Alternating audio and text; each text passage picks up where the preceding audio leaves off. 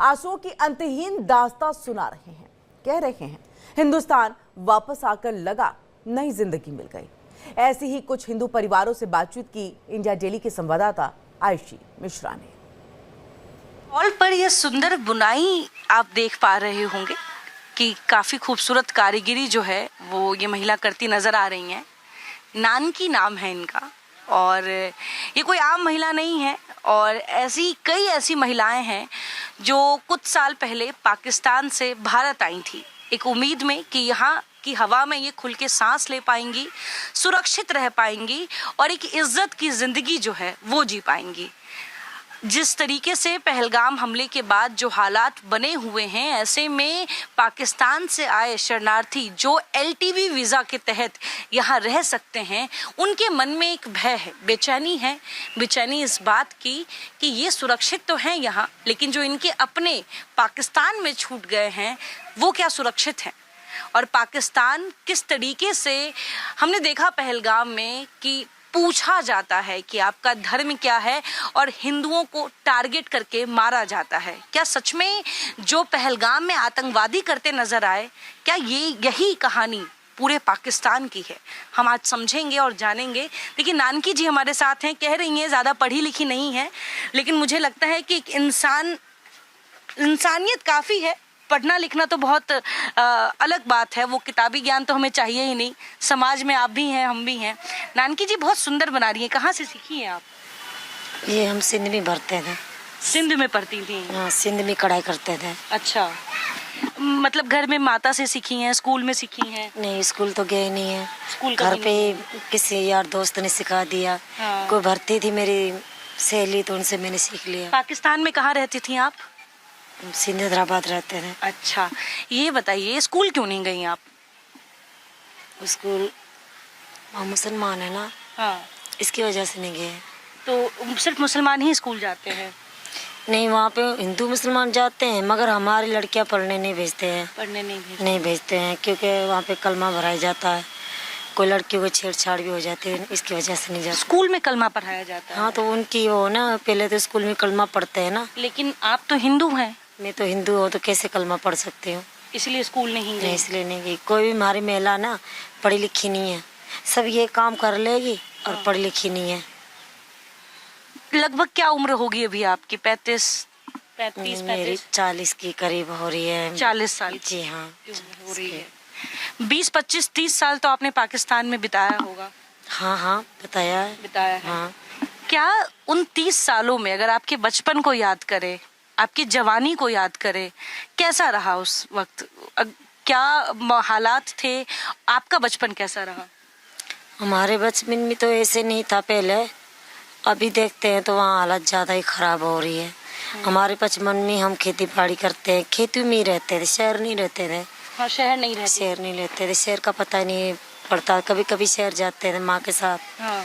वो भी माँ के साथ, भाई के साथ जाते थे, मगर हम ज़्यादा में ज़्यादा हम खेती में रहते थे, खेती बाड़ी करते थे।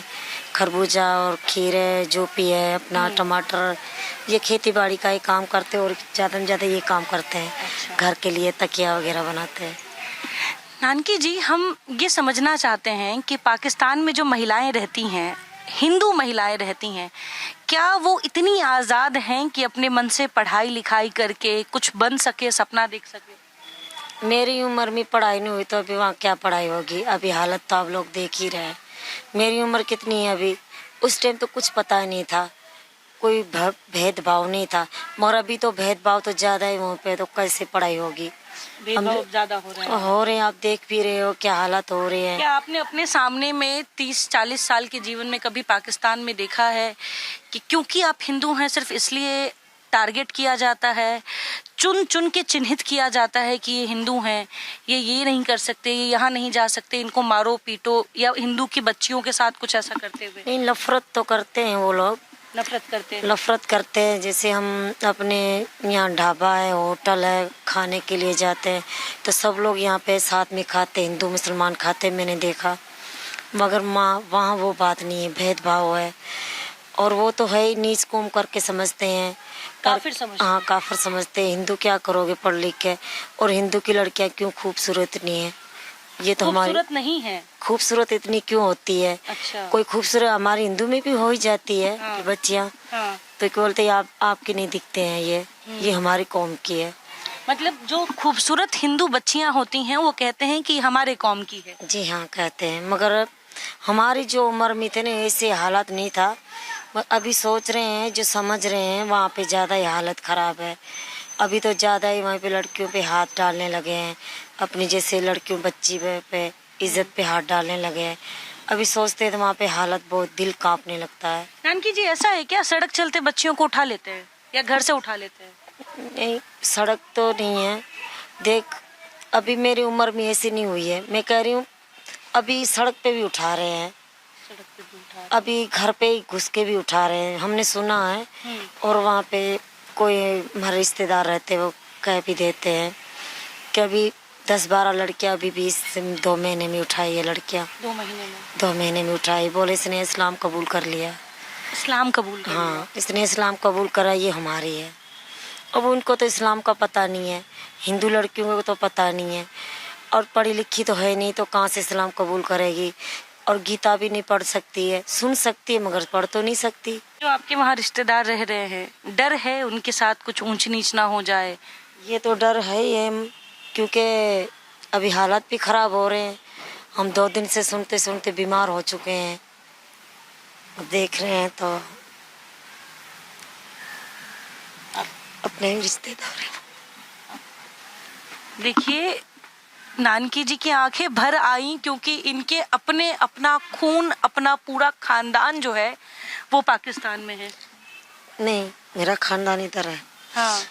हमारे भी तो रिश्तेदार हैं, मेरे हाँ। यार दोस्त जितने जिनके साथ बड़ी हुई हैं आप, जितने भी हिंदू हैं इनके लिए भी तो है ना। हमारे रिश्तेदार से थोड़ी बात होती है। हिंदुओं की बात है। अब मेरे सारे खानदान यहाँ पे है, भाई है और सब कुछ यहाँ पे है, जो अपना खून तो वहीं पे है ना, इसलिए कह रही हूँ। और जो वहाँ हिंदू रह रहे हैं इसके लिए तो है। मेरा तो कोई खानदान वहाँ नहीं है, सब आ गए। सब आ गए हैं, सास ससुर भी और माँ बाप भी आगे। मैं बड़ी लस्सी वाली हूँ, मगर जो भी अपने हिंदू तो वहीं पे है ना। कितना मारे जाएंगे क्या पता, अभी जंग हो रही, पता नहीं क्या हो रहा।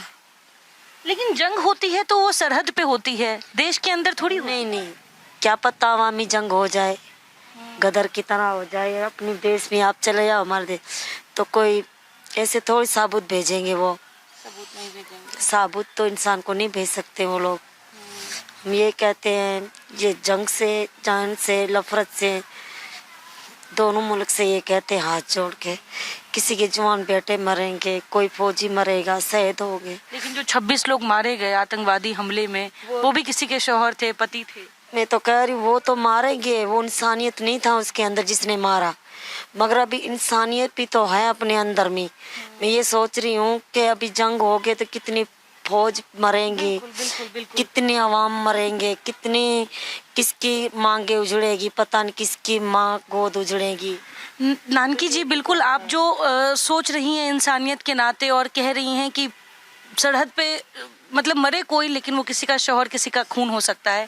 लेकिन ये बताइए, क्या जंग के हालात जो नजर आ रहे हैं इसकी वजह से पाकिस्तान के अंदर हिंदुओं को भी मारा जा सकता है?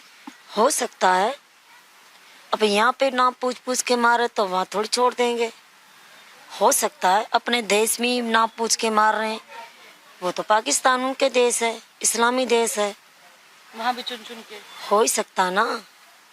क्या पता, भरोसा है कि सांप के अंदर रह के काटे ना। सांप का क्या भरोसा कि अगर आप दूध पिलाते हैं तो वो आपको काटे ना। और वो सांप जो है वो पाकिस्तान की बात ये कर रही हैं कि सांप के पास आप रहेंगे और वो काटे ना, ऐसा हो नहीं सकता।